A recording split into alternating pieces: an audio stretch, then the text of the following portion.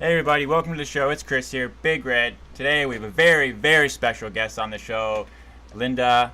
Your last name, Ugelow? It is. Boom, nailed it. I was worried about that one. I was rehearsing it in the shower this morning, making sure I wouldn't mess that up. Um, so for those who don't know you, maybe a little introduction about who you are, what you're doing, what you're working on. Sure. So I am a coach for people who want to speak either in front of a group or online, on videos, webinars, to grow their business, to build their know, like, and trust factor, and who find being in the center of attention stressful or anxiety producing. And I help them get over that for good. Yeah, that's what I'm doing now. That's my work. What began this journey for you? Like, where did it all stem from? I read something on your website. You were literally just like working in the garden. Is that what it was? And like Yes, indeed I was. I was a farmer, and I was growing specialty vegetables for local restaurants. And that was something that I came upon when I had been really interested in dance and movement all my life. And my father always used to say, you can't do that, you'll never make money. And I tried to prove him wrong. And for about 20 years, I worked at it, and I think I got very good. But I never could get back past the mindset of I'll never succeed, I'll never make money. And at some point, I just said, you know what, I'm really struggling, and it's making it not fun. And I don't want to poison my love of dance and movement with this, not knowing what I'm doing and feeling bad about myself and feeling jealous of other people who are doing better than me. right. So I quit. And in that space of time, I just did not know what the next step was, because that had always been my vision. Yeah. And there was nothing else that I had lots of interests. I've been in a performing group for 35 years, women's music from around the world. And at that point, we were actually performing quite a bit, maybe 35 concerts a year. So I did have that, but that wasn't a moneymaker. That was avocation. That was something we did for the fun of it. And I actually went to an astrologer, and the astrologer said,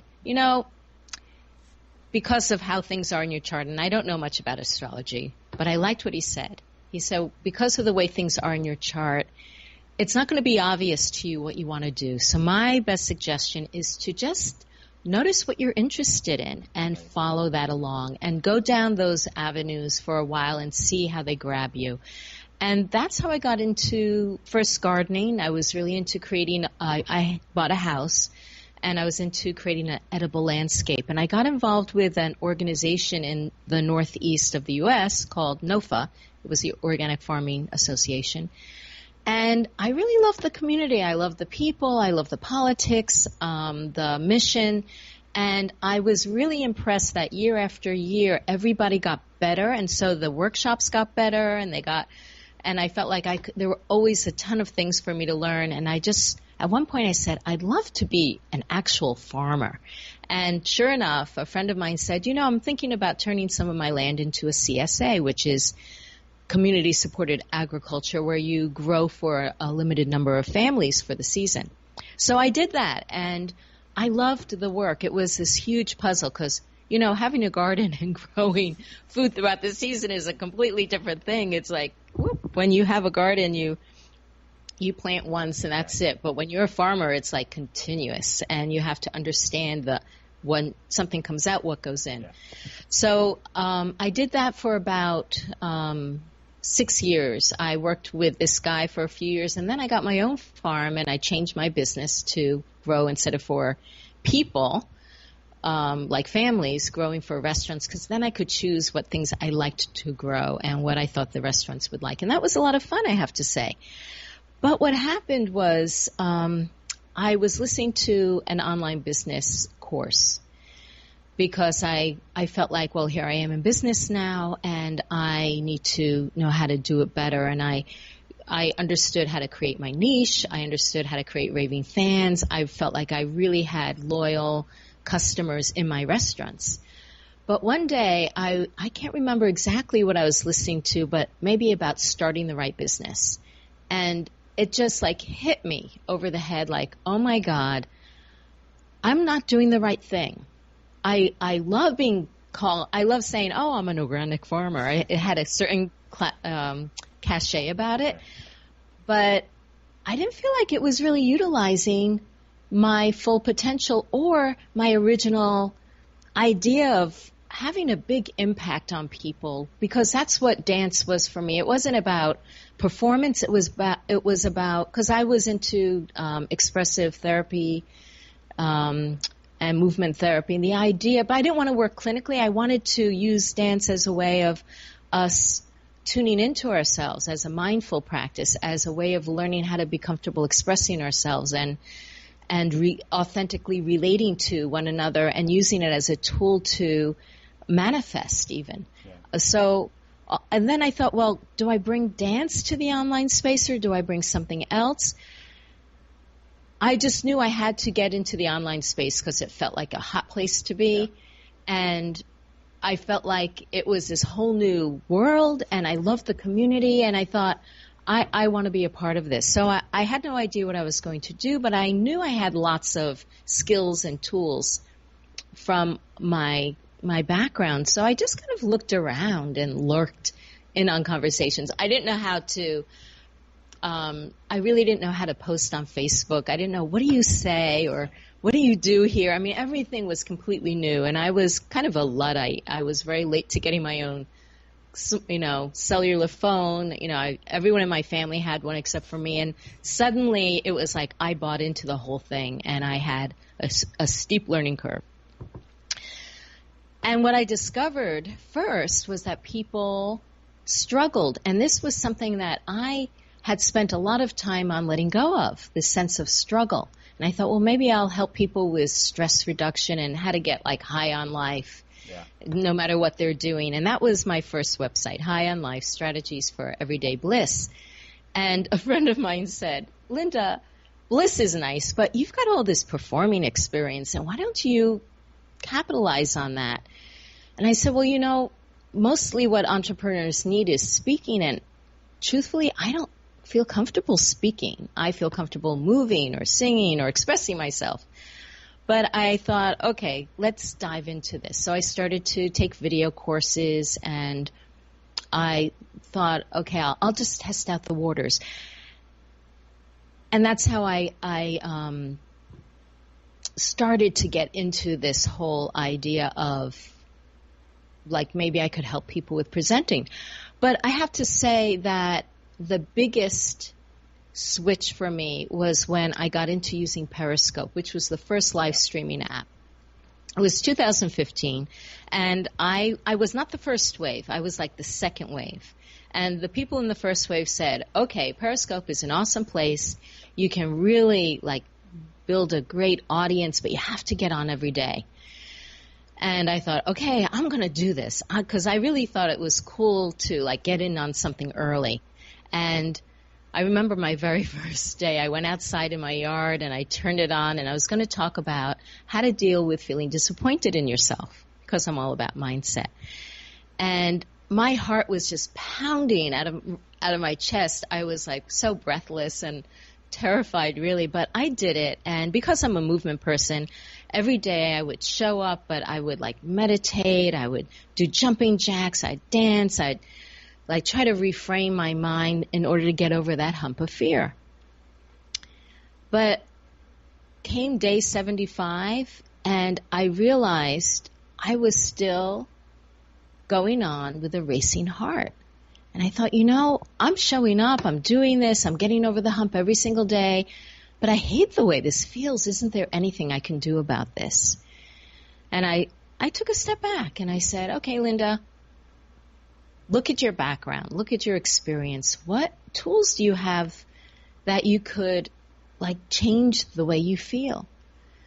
And what was amazing is when I started to ask and be curious and investigate it, I realized I did have a lot of tools, and I totally transformed the way I experienced being on camera. And that's when I thought, whoa, this is amazing. I wonder if this will work for somebody else.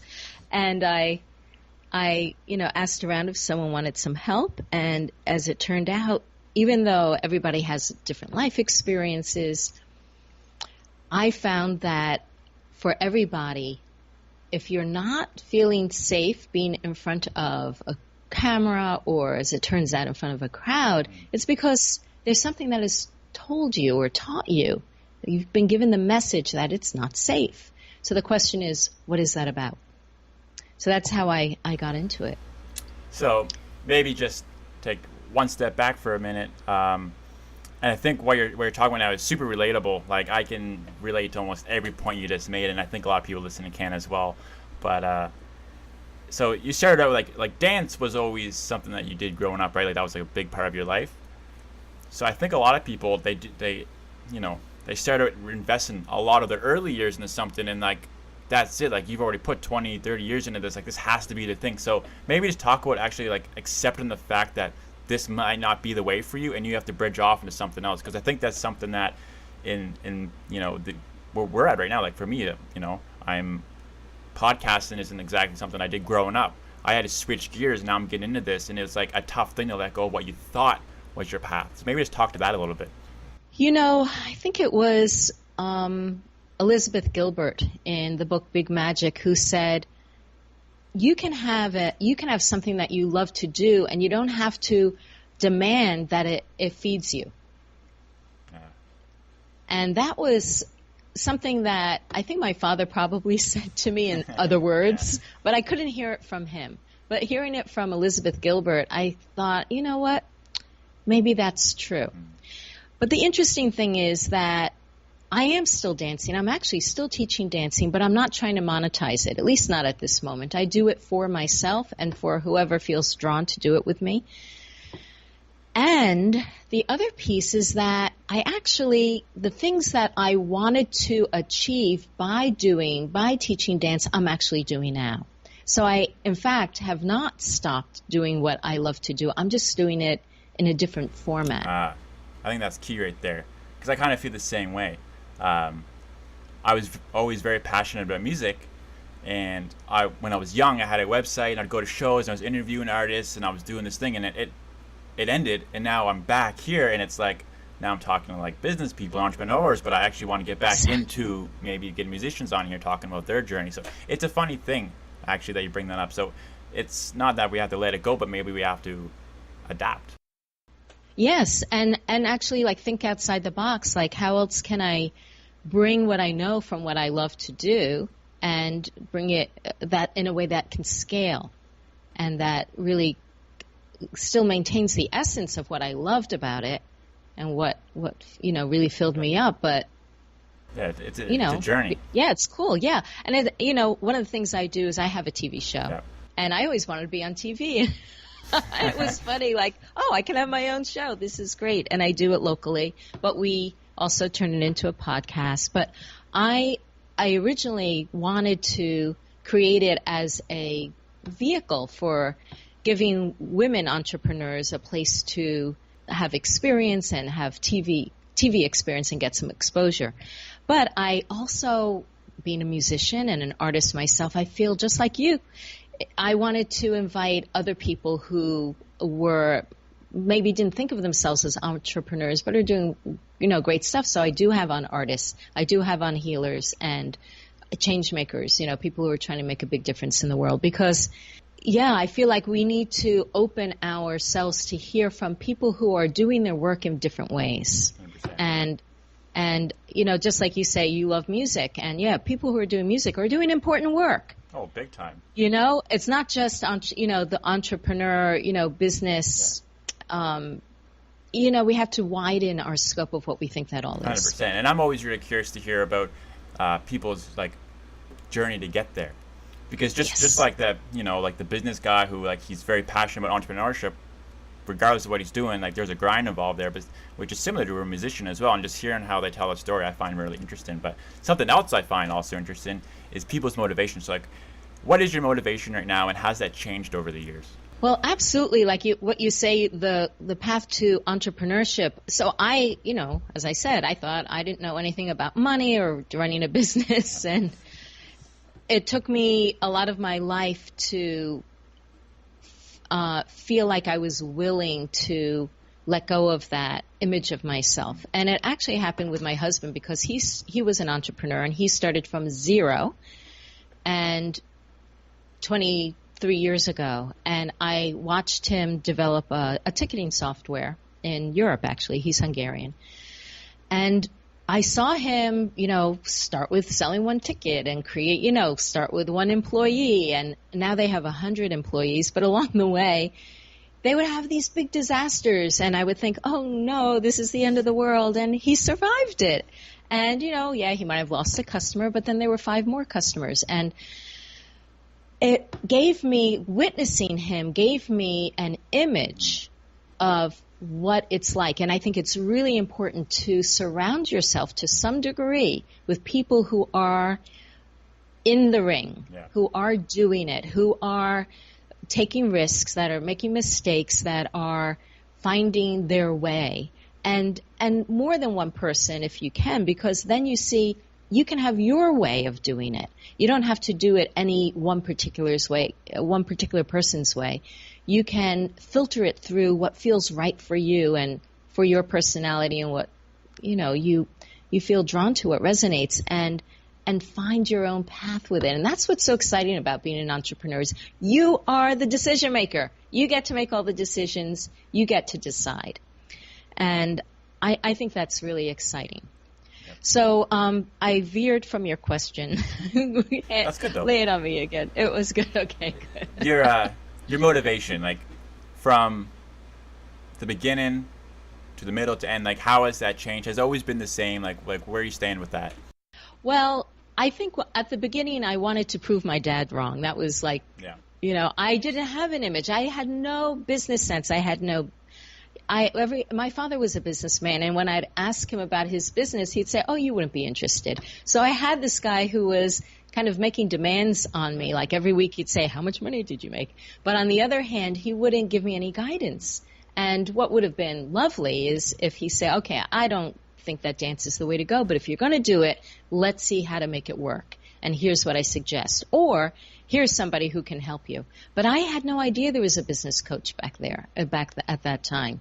It wasn't until, in the past 7 years that it even occurred to me that there might be. So my motivation when I went into the farming business was I'm going to run a business. I'm going to learn how to do this because other people do it. It can't be rocket science. I'll learn it too. And that was fantastic. And, to be able to be outside, and I love growing things. I love the magic of the seed sprouting and caring for it and eating. I'm a real foodie, so I love the eating part. That's why the restaurant business I really enjoyed, because it was upscale restaurants. And they would say, oh, you want to see what we did with that fresh mint that you gave us? Or these are what we did with the arugula flowers. And so I would go home and I'd try their recipes that they showed me. And it was fun. But then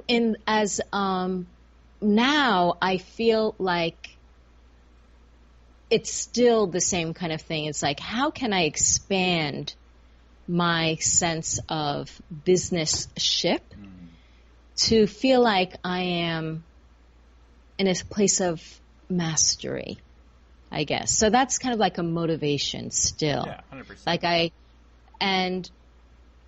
So it's not the same as, okay, how am I going to do this? Now I feel like I know my path, I know my journey, but it's more like, how can I get to this place of kind of like playing, like this, I can juggle things and I can gracefully move between projects and feel like I'm in a place of flow. And I guess that's my motivation, is to be in a place of flow and feel like I know, like I really get the pieces of how this all works. So you bring up mindset, which I find hugely important, because I honestly just feel like the quality of your life is directly related to the quality of your mindset. So do you feel like you're proving yourself to yourself? Because I feel like there's a lot of people that are proving themselves to other people rather than proving themselves to themselves. Yeah, that is such a key. And when it comes to having confidence, public speaking, that is so key. And I put part of the blame on our school system, because when you're in school, you are performing for a grade, you're performing for a teacher, and the accent is on completing all these hoops or going through all these hoops for someone else's rules. And so we're being trained to seek external validation for what we did. You know, did I get the grade? Was I good enough? Does the teacher like me? And I think this is more of an issue for women than men. You know, it's shown that women often do better in school because they're good at pleasing others. And when you're out in the world, and especially as an entrepreneur, that really what would be better is for us to learn how to take risks, to make mistakes, to fail.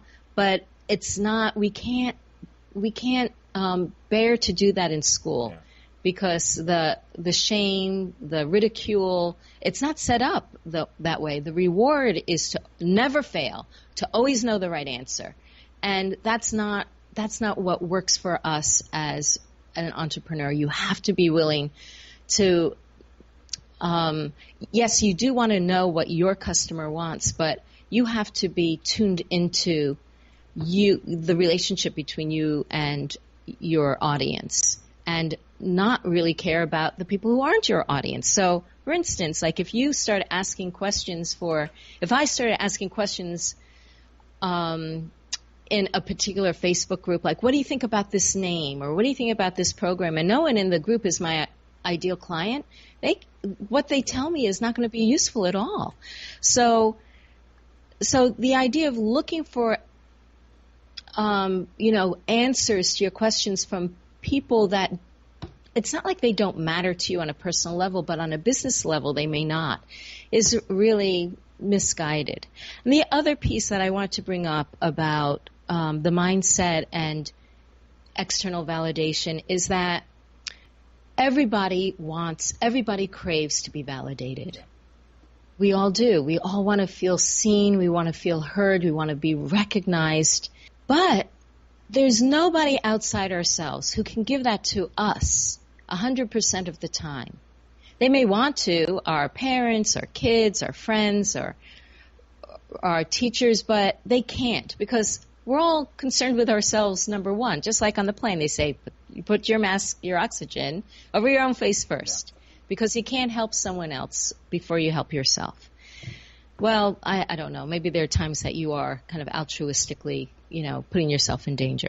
But in terms of giving yourself what you need, you are there for yourself 100% of the time. So it is absolutely crucial for you to learn how to be your own best friend, your own best supporter, and to clear away any negative habits of inner dialogue that you have, of inner criticism. If you wouldn't say something to somebody else, don't say it to yourself. Because we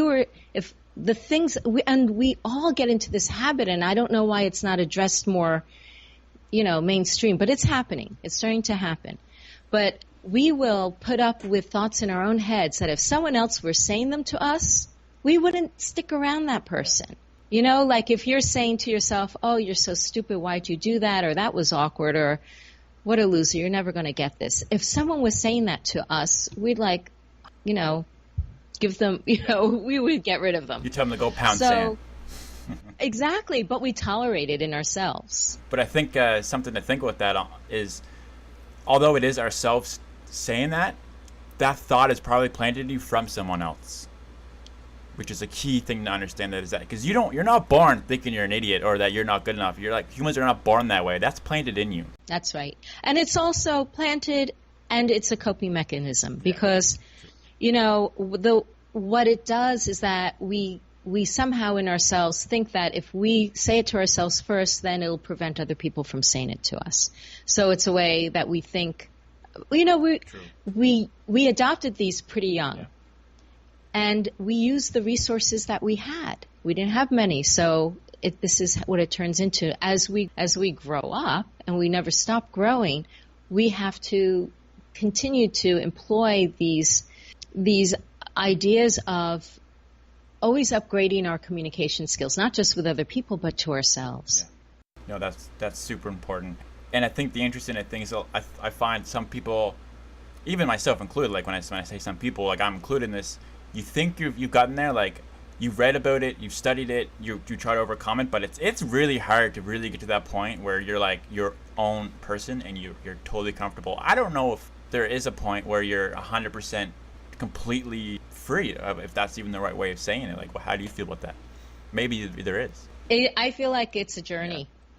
It's a journey, but I'm older than you, and I can say that I know a lot of people like myself at a certain point say, wow, I feel so much more comfortable in my skin now. Okay, yeah. It's like, who the heck cares? Yeah. So, and I think so part of it may come of age, but it's not just age. I think it's just like we're talking about how the relationship you have with yourself and chipping away at what keeps you from returning to that place of early childhood where you were free, where you didn't question, you had a good idea and you just did it until someone said, hey, it's not good to paint on the walls. Yeah, I think it's kind of like what you said. It's a big part of it. There's obviously a few elements to this, the mindset piece, but I think you spoke to it earlier. It's like the people you're around. Like if you're surrounding yourself with super positive people that have faith in you and you have faith in yourself, and someone does come along and try to, bring you down a bit, like it's not going to faze you because you have all this support with you anyway. But something I wanted to ask you, like, were you always a confident speaker? Oh, no. I know, based off I got into dance so I wouldn't have to speak. In fact, I had a speech impediment as a child. I went to speech therapy. And, no one ever asked me about myself. I was a good listener. Friends came to me with their problems, but no one ever asked me about me until I was about 19 years old. And I came to Boston to go to college, and I roomed with two graduates who were psych majors. And they were just plying me with questions. I went, whoa, no one ever asked me what it was like to live with my sisters or what my parents were like or how I felt about this or that. It was this whole new world of self-reflection that, was just not a part of my existence before. So that was when I first started to speak really as, on one-to-one. But even for years, I always had that, I don't know if you've ever had this, I call it conversation remorse. Sometimes I talk about speaker remorse, but conversation remorse of, oh, why did I say that? Oh, I should have said this. Oh, yeah. Big time. Always feeling like I never knew what to say in a conversation. Yeah. I never felt grounded. I always felt like I was having some kind of outer-body experience. I was in fear all the time. So that lasted a pretty long time. In grad school, when I was studying expressive therapies and dance movement therapy, I was given the opportunity to speak in front of a room full of professors. And because I never spoke before in that way, I didn't know how to prepare, and I didn't. And when they filled up the room, my mouth turned to cotton, and nothing came out of my mouth. I opened up my mouth. I was thinking, oh, shit. But when I opened my mouth, not a sound came out. And I was so embarrassed and so humiliated. And I didn't know what to do because there was not a shred of saliva there. And I realized you cannot speak without saliva in our mouths. I had no idea. That's why it's good to have water around. And so finally someone gave me a glass of water because I was like a fish, opening and closing my mouth.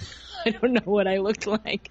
And I have no idea. I had no idea what I said. It was like, okay, I got through it. I slunk off. I think I probably got into bed for 3 days. And thought, okay, I'm never going to do that again. And then about 10 years later, I was in a different place. I had a young child.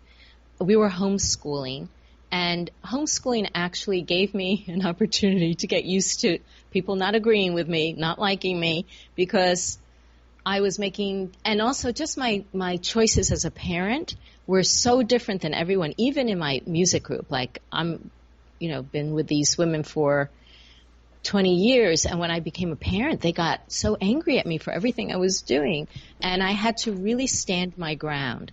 And And I believed in what I was doing. I believed in holding my child when she was crying and not letting her cry. And I believed in letting her have physical freedom. And they thought, oh, no, she's going to like fall off the table, or she's going to put her finger in the plug. And, you know, everything I did, they countered. And that gave me a great, as I said, we actually brought in a therapist because we couldn't handle the discord that was happening around this. But it gave me that opportunity to really stand in my truth, to stand in what I believed in. And of course, the proof is in the pudding. They adore her now. They look back and they say, oh, yeah, we were real jerks. And, you know, whatever you're doing was fine, you know, because obviously we think she's fantastic. So, but that was really helpful to find something that you believe and to test out standing in the truth of that, and not that you have to like bulldoze other people. Like when I first started homeschooling, or when I was doing my parenting practice, so she slept in our bed, and you know, people say, oh, how can you do that? And I say, oh, I know by the time she's a teenager, she'll be out. Well, barely, truthfully, barely, but she did get out. And now it's like, would you please call home once in a while? Yeah. But I lost my train of thought there. So having, you know, think about what is it that you believe in and stand for that. Yeah. I think it's so, so important. And, oh yeah, I know. So this is what I was going to say, is that at first I thought my way was the highway, you know, it was the best way. But after a while, I decided I didn't need to hold on to that. That was just ego. You know, like there is beauty in diversity and diversity of beauty. And what is beautiful about having, you know, being an individual is that and in this society, we do get to decide. We get to do things our own way. If we have certain ways that we want to, you know, eat, do what you want to do. If you have ways of taking care of your health, do what you want to do. So that we don't have to impose ourselves on other people in order to stand in our own truth. And that was a big lesson for me. That was huge for me to know that if I want people to allow me to have my path, I have to give them the same courtesy of allowing them to have their own path, their own beliefs. So gaining your confidence in speaking really came from, it was like a process for you. Absolutely. Absolutely. And then, as I said, this experience on Periscope was huge, because what I discovered then was that what I was afraid of actually had nothing to do with what was in the present moment. I had no reason to fear that talking to somebody, you know, through my phone was going to physically harm me or emotionally harm me. What was going on was that I was being triggered, and it was about what happened in the past to me that was being activated, and just being the center of attention was bringing that up. So, for instance, one of the things I remembered when I thought, okay, what is this fear about? Why am I afraid? What does it feel like? And I was thinking, it feels like I'm being attacked. I'm going to get attacked. I'm just afraid that someone's going to hit me. And I flashed back to my sisters calling me stupid and hitting me because they were jealous or angry when my mom would say things to them like, why can't you be more like Linda and clean your room? And when she'd walk out of the room, they would charge at me. And we're great friends now. We've been buddies for, decades. But that imprint, that fear of not feeling safe getting attention, because that's what Mom was doing. She was giving me all this attention, was coming up again. And I thought, you know what? Even though I'm on great terms with my sisters, I am still afraid that if I get too much attention, even on Periscope, or if I get too much attention in my life, if I succeed, they're not going to love me. I realized didn't feel safe for me to outshine other people. that I needed to dim my light in order to help other people feel like they were okay. I had to overcome the times in my life that I was told that I was not good enough. So I realized that all these experiences that we have growing up, negative and positive, and I'll talk about the positive in a minute, can impact our feelings of our ability or capacity to feel confident and at ease, being ourselves, expressing ourselves, talking to other people, talking in front of a large group of people, or talking to one. So you have to honor that, honor the fear, honor the discomfort, and start being curious about it. Start investigating. What does this mean for me? What's going on? And once you feel like you have some possibilities, then do some practices. Make up some practices to release it. You can make a ritual up. You can light a candle and blow it out. You can imagine cutting cords. You can burn a piece of paper. You can journal. I mean, with my work with people, I do a number of things because I like to try to get a sense of where someone's coming from and what would be meaningful to them. But you can absolutely do it for yourself. I did it for myself. That's really important. I mentioned impacting positive experiences. What I mean by that, and we alluded to that earlier, that if you are somebody who was rewarded all the time for being perfect, for being at the top, for being the best in the class, the teacher's pet, then it's very likely that your whole sense of identity is hooked on that. And I've had clients who are actually seasoned speakers, but they go into it with dread all the time. And it wasn't like they weren't nurtured. They were nurtured. It wasn't like they were bullied. They weren't. But they were always the best. And this fear of making a mistake and suddenly losing that validation inside and out just crushed them. Next level. Like, actually just listening to that for me is like I'm learning about myself just talking to you. So it's actually like, wow. But so kind of coming off that, you know, for people 25 to 35, what's some like just good life advice if they're trying to seek that true confidence? It sounds like you need self-awareness. Self-awareness is key, and I'd say number one is clean up your inner dialogue. Yeah. That's number one, because it doesn't matter what anyone else says. If you are saying mean things to yourself, you're going to feel put down, and if you don't feel safe inside yourself, you're not going to feel safe in front of other people. That means putting yourself out, pitching your ideas, persuading others, stepping out. You're just not going to, because you are inside sabotaging yourself. So that's number one. Number two is I love visualization.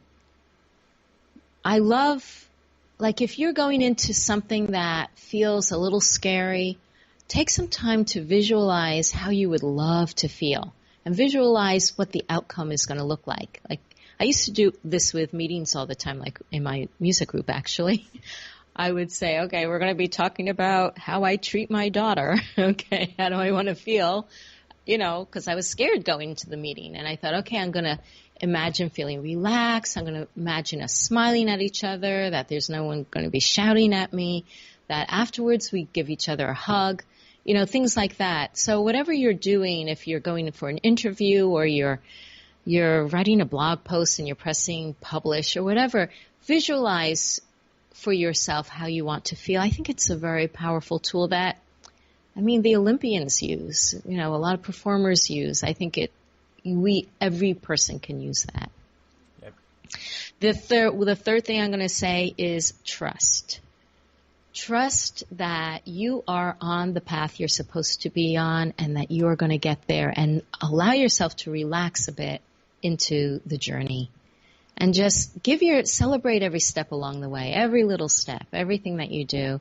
Give yourself a pat on the back, a high five, a cheer, and just know that it will happen over time.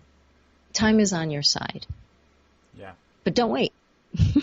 Don't wait too long. The time is now. Because time is now. Because we never know what time we do have.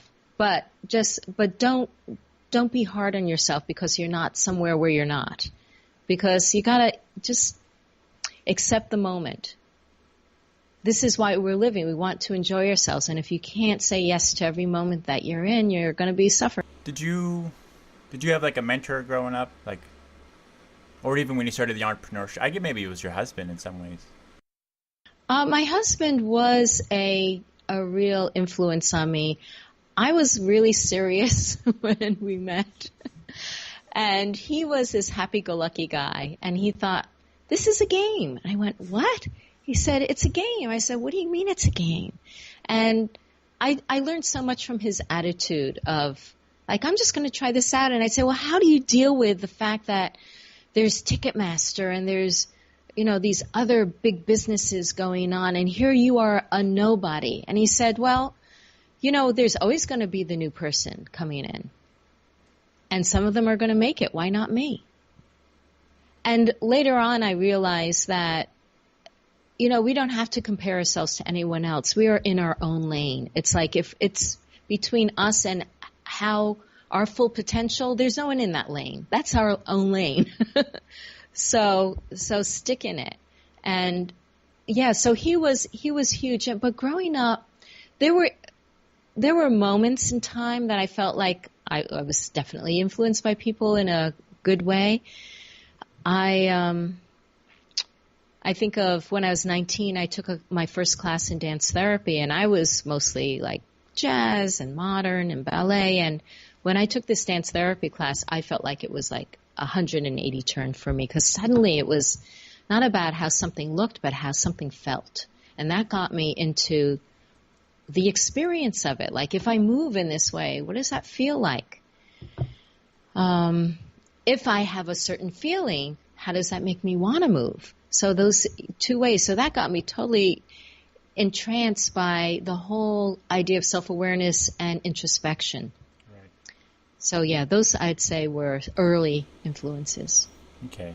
So this has been a long road for you. There's been a lot of ups and downs, but obviously it sounds like along the way you took like information and you improved yourself and got better and better and better. So like, what's the next step now for you? Because you're killing it online now. You understand that game. So do you think about the future, or are you just kind of going with it now? No, I am right now. I'm writing a book, and I'm trying to apply all the principles I know to how I'm writing the book, because I've had a lot of resistance doing it.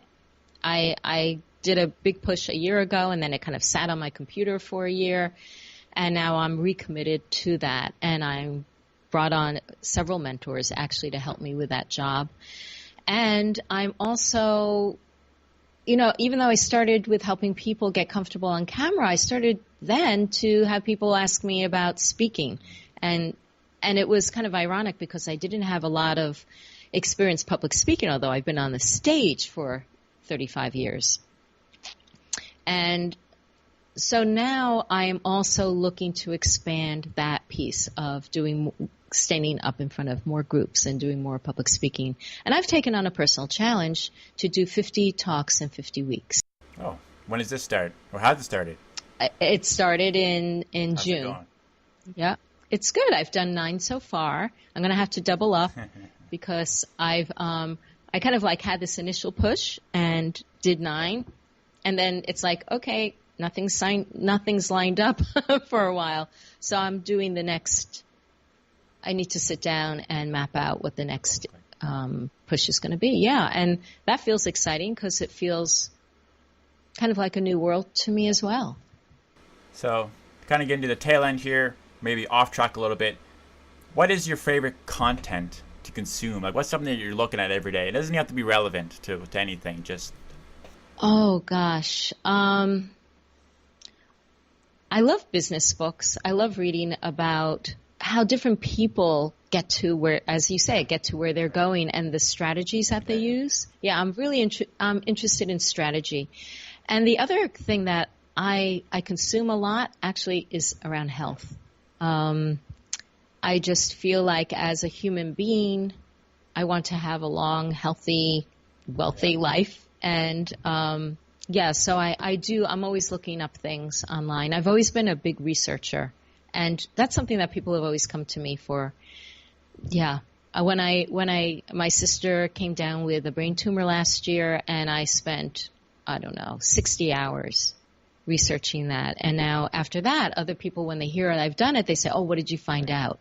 So, and I continue to, also being a grower, a lot of our medicine is plant medicine. And so I'm always looking up, well, what about this? What does that do? And what does cannabis do? What does lemon balm do, or whatever? Because you can search natural remedies for something, but you just get regurgitated what someone put out there, and you don't necessarily get other things that may be super effective but aren't being broadcast. So anyway, that's one of the things that's another thing I consume. And personally. Final thing here. What about you? What do you consume? I'm curious. Well, for me, no one's ever asked me that before. I consume a lot of, I have 4 or 5, I call them my online friends or my online mentors. So guys I kind of look up to. One of them is Gary Vaynerchuk. I love what he's doing, and Tony Robbins, and Lewis Howes. So these are guys that I just kind of trying to follow not in their path, but just kind of take their advice, I guess. So that's a big part of my consumption online.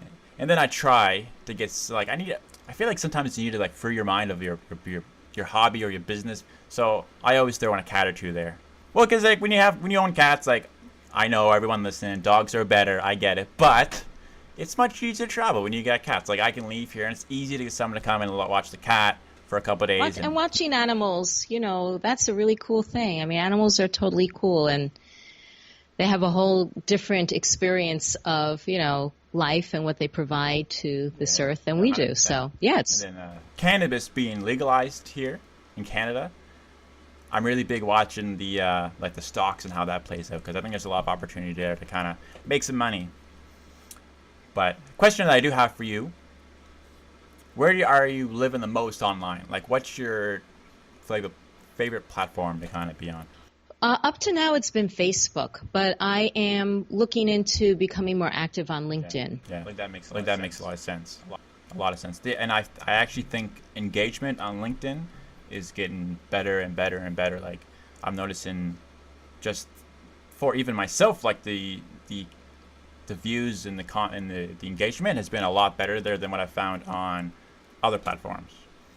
And it also depends on your demographic, of course. Instagram is younger, LinkedIn's more professional. But anyway, that's it. So what is maybe the last piece of thing you'd want to say to the audience?